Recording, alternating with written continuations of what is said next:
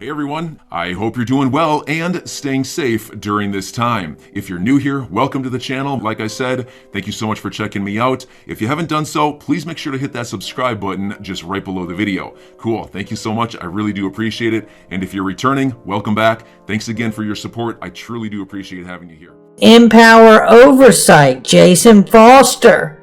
This was shared by John Deaton here, who is a third front to this battle that we're in. Empower Oversight has really been amazing here lately, getting the FOIA request for the emails related to Simpson Thacker.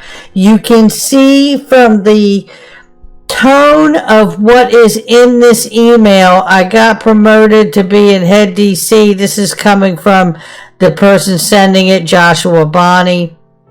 Not sure what office head does, but I guess I will find out. And then he says here, is there a headache for your coming to the ad hoc next month, which is a meeting, if folks from Simpson Thacker are there?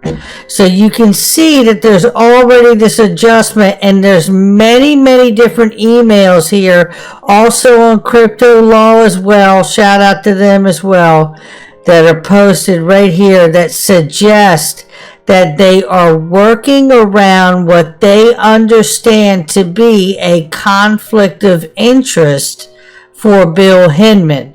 That right there is exactly the way we get it from John Deaton here, who says they'll be posting another 25 emails of Hinman retrieved from Jason Foster's Empower Oversight. Notice how sensitive they are about the appearance of any conflict. Hinman tells him, our ethics folks were resisting my attending the Simpson Thacker was going to be present. So there you have that. Now, look, there's going to be a lot more coming out too. This is just the beginning of a long slew of information that's going to be coming to light. And breaking news, this is just coming to light too. A majority of consensus shareholders are now demanding an audit under Swiss law to investigate serious irregularities. The group alleges MetaMask and Fura were secretly given away to JP Morgan backed entity via illegal transaction through Project North Star. Oh, do tell. Well, it says right here on August 14, 2020, fundamental intellectual property and subsidiaries were illegally transferred from CAG into an entity, Consensus Software Incorporated, in exchange for 10% ownership of CSI and offset $39 million loan by founder Joseph Lubin, internally codenamed Project North Star. The transaction resulted in legacy financial institutions such as JP Morgan Chase acquiring an influential stake in MetaMask and in Fura, two of the most widely used infrastructure tools in Ethereum. 1 year later, this intellectual property was used to raise funds for CSI at a valuation of $3 billion, with rumors of a $7 billion valuation for the current round. It goes on to say, Joseph Lubin is the majority shareholder of both companies. The transaction was to the detriment of the minority shareholders of CAG and to the benefit of Joseph Lubin personally. This is damning. This is very damning, and this is outside of the corruption and the impropriety that we have seen from Joseph Lubin working with the SEC and everything that we know to date. And I've got even more for you to take a look at here.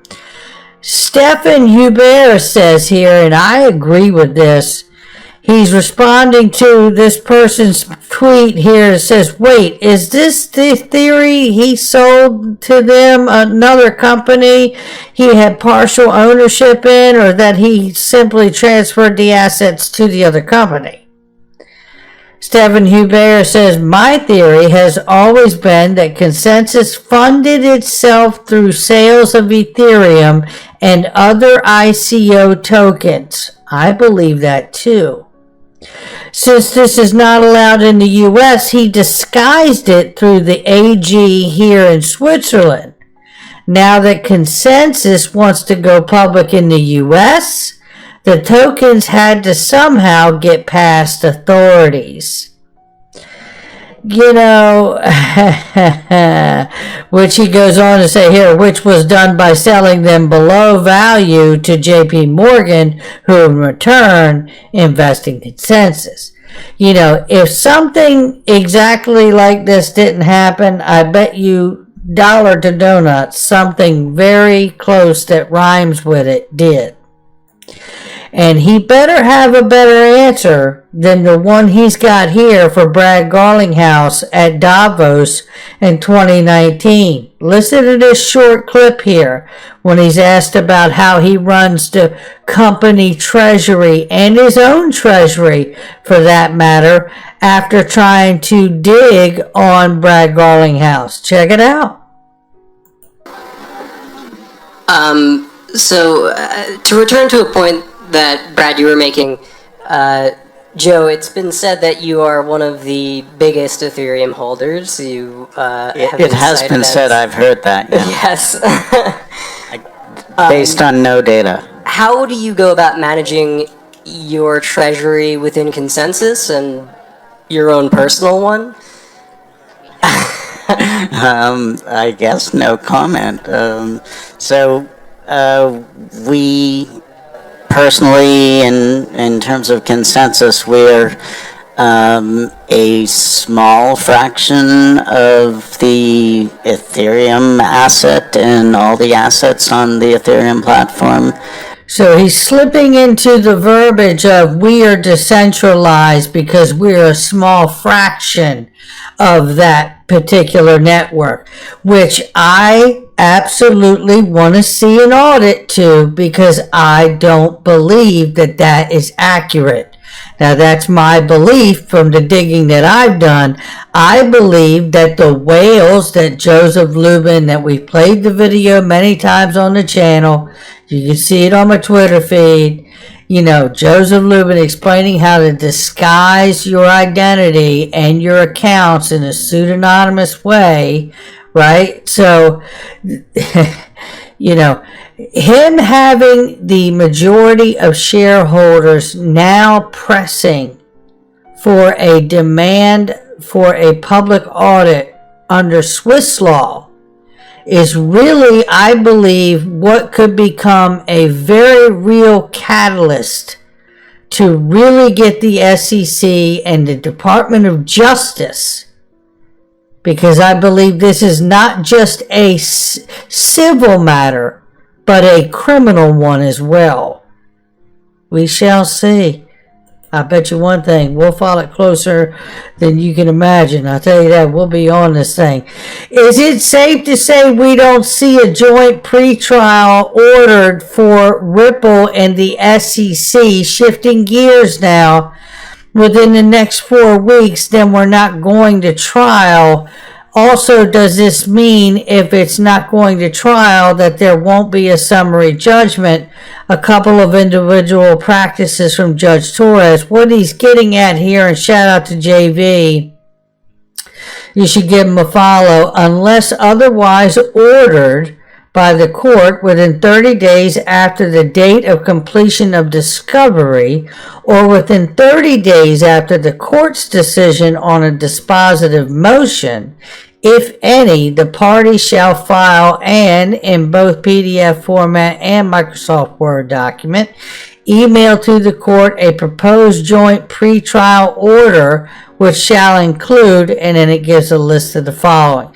So in other words, if these things aren't done within 30 days, does that mean it becomes a real signal for us to understand that the SEC versus Ripple won't go to trial if nothing's filed in that 30 days? As a follow-up here, Jay has a response from John Deaton, who says here, please remember Judge Netburn's decision on the interrogatories or RTAs.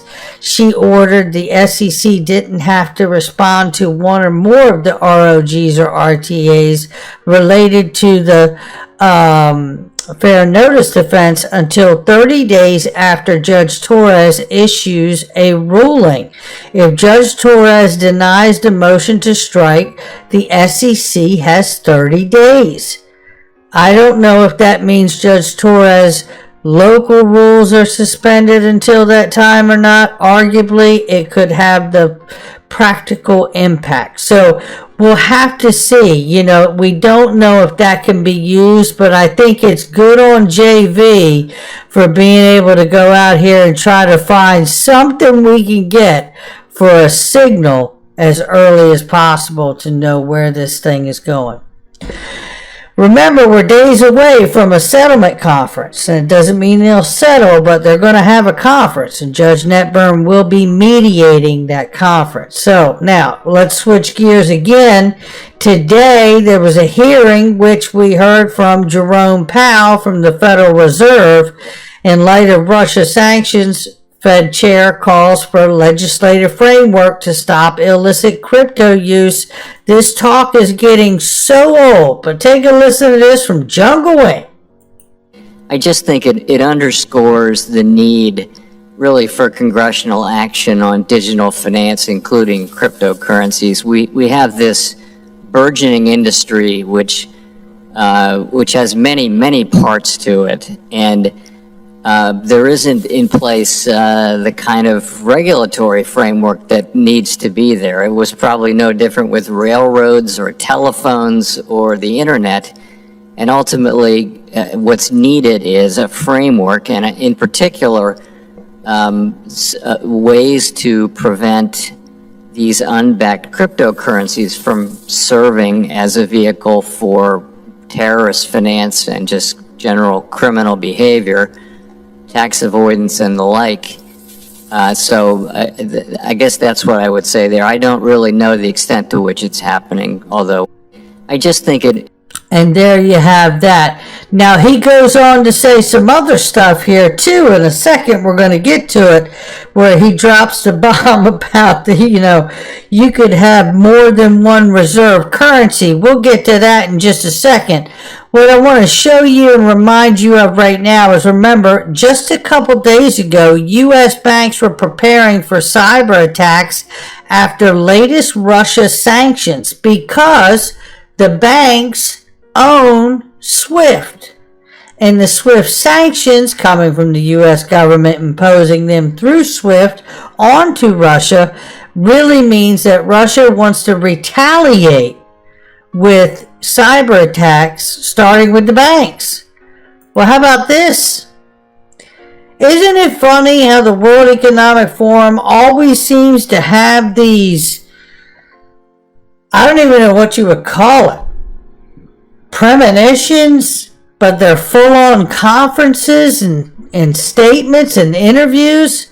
Before the pandemic actually took place, we were hearing in 2019 that there was going to be a pandemic from the World Economic Forum. And oddly enough, last year, they were holding an event at the World Economic Forum simulation of a coming cyber attack, a coming cyber pandemic. That's what we're dealing with here. And basically what it was last year, right? Last year, World Economic Forum teamed up with the Russian government and global banks to run a high-profile cyber attack simulation that targeted the financial industry. an actual event that would pave the way for a reset of a global economy. That's what we're talking about. This here is Jim Rickards, economist and gold bug, and certainly a favorite of mine. Shout out to DAI for this post. I'm going to put you off right here. Listen to what he says about elite globalists that have penetrated different governments and countries around the world into the cabinets. And listen to what he says in this about a minute and a half here. Listen to this. Like I said, John, more than 189 elite agents have slowly wormed their way into leadership positions across the board. Now, just very quickly, because I wanted to say this. When they're going to show some people's names and faces, and I want you to ask yourself how many faces and people they talk about that he mentions do we talk about almost weekly, if not sometimes daily, on this channel. They now sit at or near the head of the IMF, the World Bank, and even our own Federal Reserve. They also control much of what happens at the central banks of China, Russia, India, Brazil, Canada, and Europe. As you know, these institutions form a kind of global superstructure. It forms a kind of snare net encircling all nations. Their leaders aren't democratically elected. They're not accountable to you and me. They're beyond the reach of government and citizens, and yet they hold the fate of the global financial system in their hands. To get a sense of how they operate, imagine an array of floating spheres. One sphere is labeled IMF. One is labeled Fed. One is labeled Bilderberg. One is labeled Wall Street. One is labeled central banks. One is labeled intelligence agencies. One is labeled media, and so on. The elites inhabit all of these spheres, and together the network forms a kind of 3D Venn diagram. As I see it, regardless of what sphere they inhabit, the elites all share the same vision: one world order, one world taxation, and one world money. All of their actions are geared toward moving that agenda forward. Now, are you able to share the identities of these elites with our viewers? We've identified more than 189 individuals who are in many cases hiding in plain sight. Regardless, they all share the same vision: one world order, one world taxation, and one world money.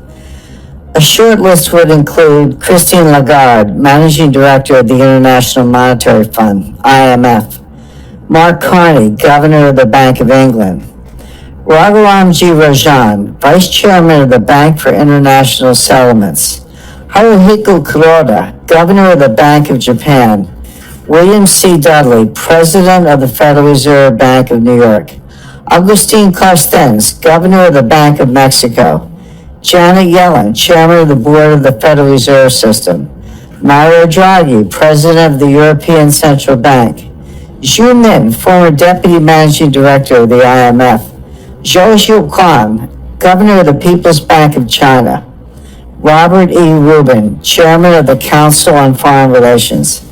This A-list of central bankers and other elites is just the tip of the iceberg. So there you have it. Now, Christine Lagarde, Mark Carney, Augustin Carstens, now at the BIS, Dr. Rajan, which, by the way, I got to ask the question to at Swell 2019. Actually asked the man. I want to ask a question about globalization.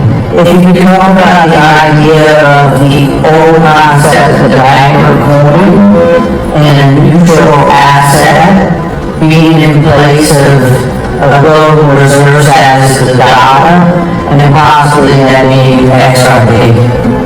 You know, what you're asking for is whether there's a possibility of a global currency, and to some extent that's what Libra was trying to do. And as I understand it, that's different from what XRP is trying to do. And the reason is as follows. as soon as you go to maintaining the value, right, some kind of stable coin, a whole set of regulatory concerns get triggered. I have to make sure that there is corresponding financial or real assets backing this notion that they seem to maintain.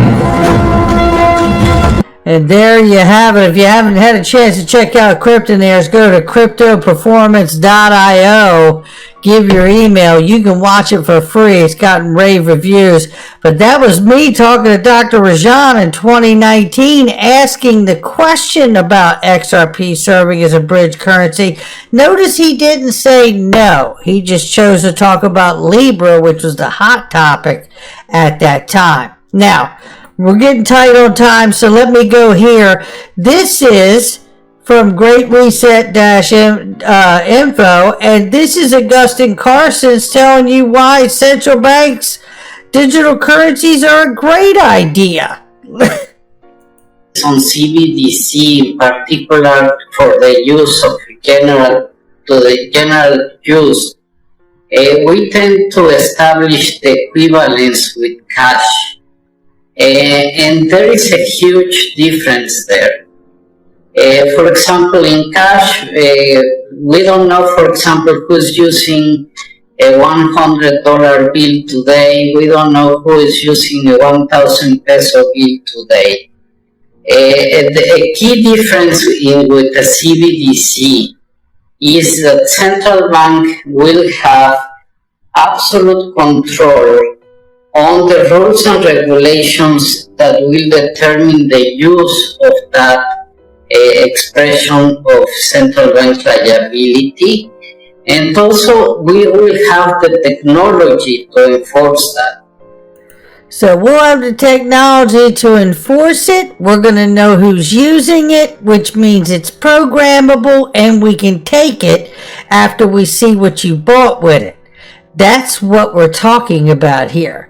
And listen, if you ever wanted to know whether we're really going to go to this place, we're going to this place. You know, there's a lot of pros to this digital world, right? There's a lot of pros to this new world. And there's a lot of cons too. We should be aware of them all.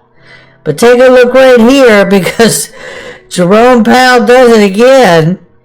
Testifying today, Jerome Powell says it is possible to have more than one reserve currency. Gold Telegraph says history is playing out right in front of our eyes right now, and I believe him. I absolutely agree. We're reminded about the Federal Reserve Board is seeking comment on a plan to introduce a two-tiered system, or a tiered system, I should say. And I actually have the full article right here, I believe it is. Yes. So, no, it's right here. I wanted to show you this. Where is it at here? Yeah, yes.